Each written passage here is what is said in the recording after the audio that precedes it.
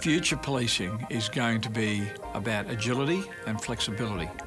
That means we need to be able to provide our officers on the front line with the right information anywhere, anytime. Where we've landed is with handheld devices which provide computing power unprecedented to our frontline officers. That means that they can be actively mobile throughout a shift, anywhere virtually throughout the state where we can get connectivity. We're trying to be innovative in many ways as an organisation, and we see this as an area that we are certainly what is probably national, international best practice. That translates then to a safer community, which is what we're all about. The solution is a mobile tablet in the field, individually issued to officers. They're securely connected back through 3G and 4G, and they provide information to those officers, in not just textual information, but photographs of who they're dealing with so they can confirm their identity. We've actually built apps that allow officers to push information from the field directly back into our back-end systems, capture intelligence information, roadside drug testing, and we'll be doing electronic ticketing. You could do in excess of 100 checks per shift, whereas previously you might do 5 if you're lucky. We would keep a lot of statistics on the people that we drug test, and that would be handwritten, and then when we get back to the station, we'd have to put that into another computer system. With these devices, a couple of clicks of the button, and the amount of time that you spend back in the office is more than halved. It just makes my job a lot easier as far as accessing information, as far as doing my job, engaging with members of the community, and helps me to make informed decisions in an operational capacity.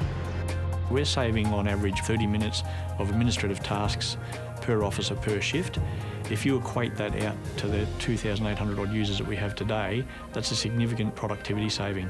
We're putting more police presence out there in the community, and we're also reducing that reliance on the congested radio network. We're able to input data onto the police system, which is instantly accessible to other officers around the state, and I think it's certainly made the job a lot more productive and safer. I feel safer because I can identify any people with any warnings or violent history a lot quicker than I did on the radio. Do you have any identification on you? Lovely. Are you recorded with police?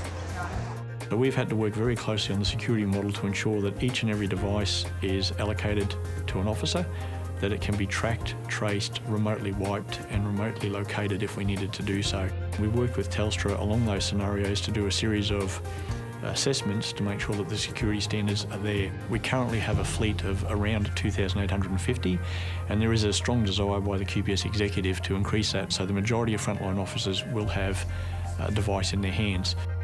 Our partnership with Telstra is in the form of a service contract.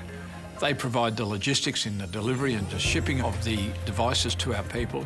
They provide a maintenance and service arrangement for those same devices. And they provide the network arrangements for the transmission of the information between the devices and our computer systems. We're very gratified that other emergency services and other policing jurisdictions are looking at our QLITE program. They're looking at the types of apps that we have to enable policing in the field. I'm certain our QLITE program will result in greater interoperability in time right across Australian police jurisdictions.